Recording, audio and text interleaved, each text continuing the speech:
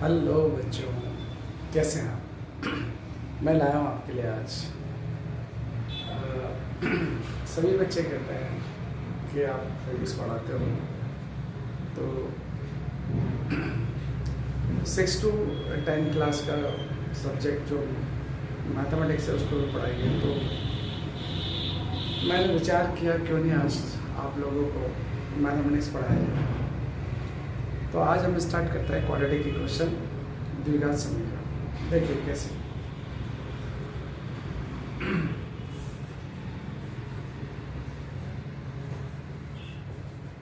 Quadratic equation, quadratic equation कैसे होती है समझते हैं। जो इस फॉर्म में हो, ax square plus bx plus c equals to 0, जो इस फॉर्म में हो या जिसमें x पर पावर डबल हो, 2x स्क्वायर होना जरूरी है, तो उसको क्वाड्रेटिक इक्वेशन करेंगे हम। ये क्वाड्रेटिक इक्वेशन है। अगर हम बात करते हैं कि x square plus bx c0 मान लें, अगर c0, तो इसको भी हम क्वाड्रेटिक इक्वेशन कहेंगे।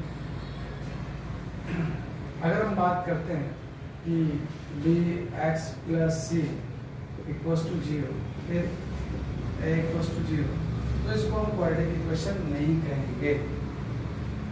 फोर्थ, अगर हम मान लेते हैं कि ax square plus c equals to 0 है, इफ b इक्वल्स टू 0 है आपके पास, तो हम इसको भी क्वाड्रेटिक इक्वेशन कहेंगे। ये सब क्वाड्रेटिक इक्वेशन है, लेकिन थर्ड नंबर की जो इक्वेशन है वो क्वाड्रेटिक इक्वेशन नहीं है। बात समझ में आ रही है? नजर आ रहा है आपको? Very good. ये 10th क्लास का टॉपिक है। 10th क्लास, ये 10th क्लास का टॉपिक है, सीबीएसई में और आरबीएसई दोनों में। तो हम मान के चलते हैं इसको कि ये क्वाड्रेटिक इक्वेशन, जैसे मान लेते हैं हमारे पास कि x plus 1 whole square two x minus 3, ये हमारे पास क्वेश्चन नंबर 1 है। क्या ये क्वाड्रेटिक इक्वेशन है? अगर हमसे कहा जाए कि क्वाड्रेटिक इक्वेशन है, क्या ये द्विघात समीकरण है, जिसको हिंदी में क्या बोलते हैं? द्विघात समीकरण। क्या द्विघात समीकरण है? देखते हैं। a प्लस बी का होल स्क्वायर ओपन कीजिए, x square plus 2x plus 12। कैसे खोला मैंने इसको? a प्लस बी के होल स्क्वायर से इसको हम खोल सकते हैं, a square plus b square plus 2a।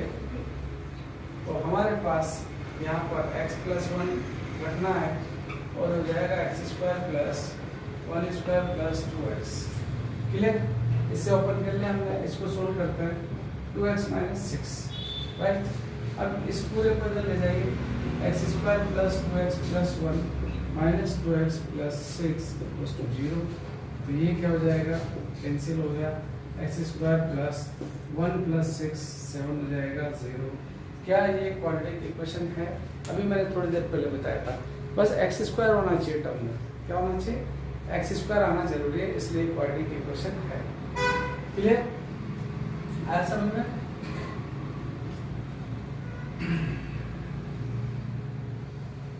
Simple करना होता है। अब एक और एग्जांपल ले लेते हैं।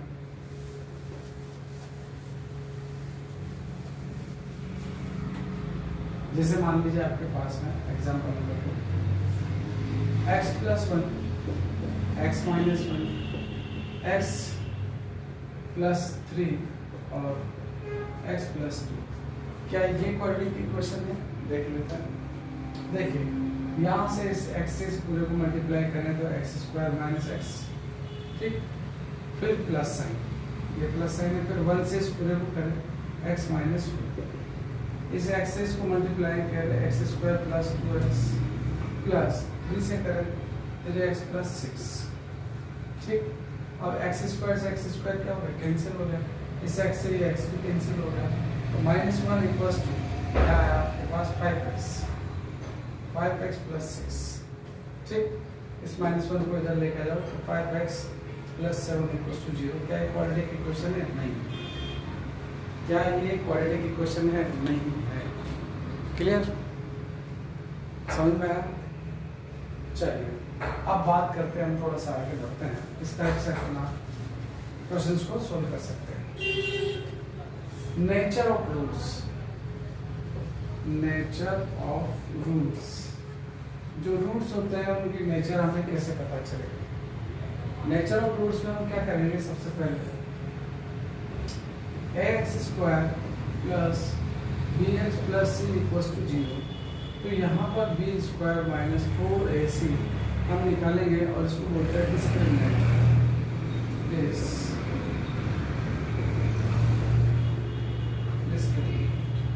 ठीक, ये डिस्क्रिमिनेंट है हमारे पास में। अब जैसे मान लीजिए अपने पास कोई इक्वेशन है, इसमें भी अपन कंडीशन डाल देते हैं। 3 कंडीशन होती है। इसको मान लीजिए आप कि इफ b² - 4ac = 0 है, ठीक है, then roots will be real and equal, real and equal। कैसे होंगे? रियल और इक्वल होंगे if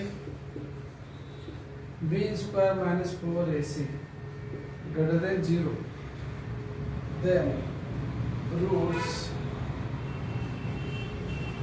will be real and unequal। देखिए क्या है, b² - 4ac का मान अगर 0 के इक्वल है तो रियल का मतलब होता है वास्तविक, और इक्वल का मतलब होता है समान। तो वास्तविक और समान होंगे। b² - 4ac 0 से बड़ा है तो देन रूट्स विल बी, तो वास्तविक होंगे और असमान होंगे। लेकिन if b² - 4ac <0 then roots will be imaginary। क्या बोलेंगे यहाँ पर?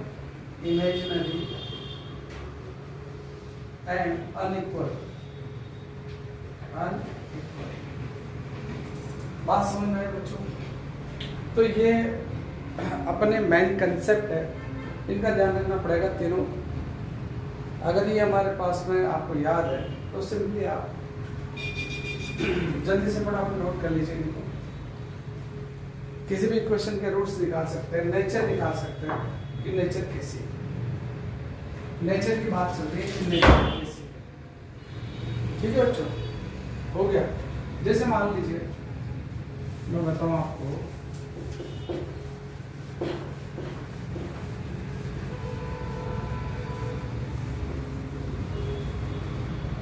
कोई इक्वेशन है आपके पास,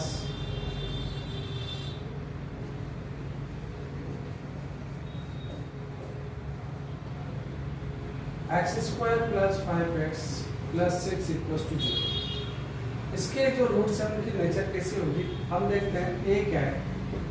कोएफिशिएंट ऑफ x² कितना है? 1। b क्या है? कोएफिशिएंट ऑफ x कितना है? 5। और c क्या है? जो कांस्टेंट हो। निकाल लिया हमने abc निकालने के बाद आप b² - 4ac चेक कीजिए,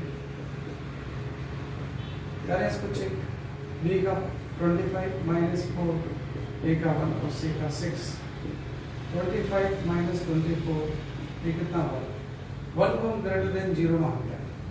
1 क्या है? >0 है, और >0 जब भी b² - 4ac होगा तो रूट्स कैसे होंगे? रूट्स विल बी, बताइए कैसे होंगे? Real and unequal. कैसे होंगे बच्चों? रियल और अनइक्वल। क्लियर है? समझ में आया? देख लो आप, b² - 4ac जब भी 0 से बड़ा होता है तो उसके जो मूल होते हैं, रूट्स का मतलब क्या होता है? मूल। ठीक है, वो कैसे होंगे? रियल होंगे और अनइक्वल होंगे। और एग्जांपल लेते हैं। जैसे मान लीजिए यहाँ पर हमने 7 रख दिया, ठीक है। अब कैसे होंगे रूट्स? 7 रख दिया हमने, एग्जाम्पल नंबर 2। तो a की वैल्यू तो 1 ही है, b की वैल्यू 7 हो गई और c की वैल्यू 6 है। नेचर कैसे होगी? तो b² minus 4ac equals to 0। 49 minus 4, a की जगह 1 और c की जगह 6, वापस कितना आ रहा है? 49 माइनस 24 प्लस 25। रूट्स कैसे होंगे? रियल ग्रेटर देन 0 है, रियल और अनइक्वल। क्लियर? समझ में आ रहा है बच्चों? ऐसे मान लीजिए आपके पास में 5x² plus 3x plus 1 equals to 0। पूछा गया कि नेचर कैसे होगी रूट्स की। तो देखते हैं, a की वैल्यू कितनी है? 5 है, b की वैल्यू कितनी है? 3 है और c की वैल्यू क्या है? 1 है। तो b² माइनस 4ac इसको चेक करते हैं।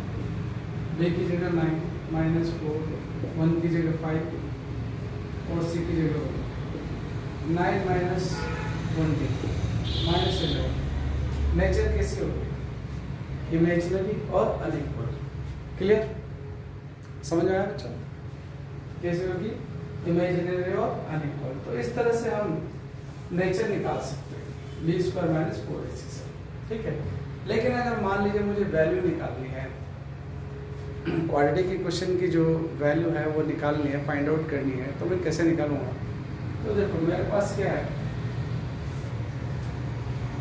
Find value of roots. Roots की मुझे वैल्यू निकालनी है, मूल की मान निकालने हैं। तो कैसे निकालेंगे? मान लीजिए आपके पास एक तो तरीका है बाय फैक्टर, एक तो फैक्टर करके निकाल सकते हैं, गुणनखंड करके, और दूसरा होता है बाय श्रीधराचार्य।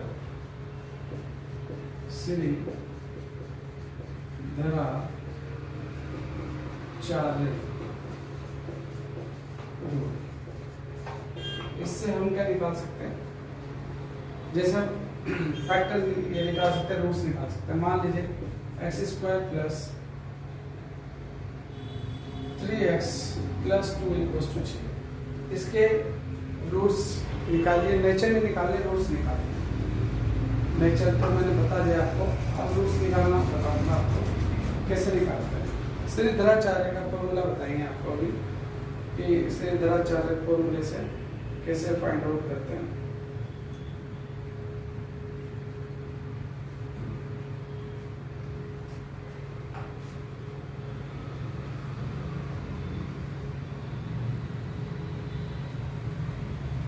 देखिए, श्रीधराचार्य का फॉर्मूला होता है, श्रीधराचार्य का formula x equals to minus b plus minus b² minus 4ac upon 2x।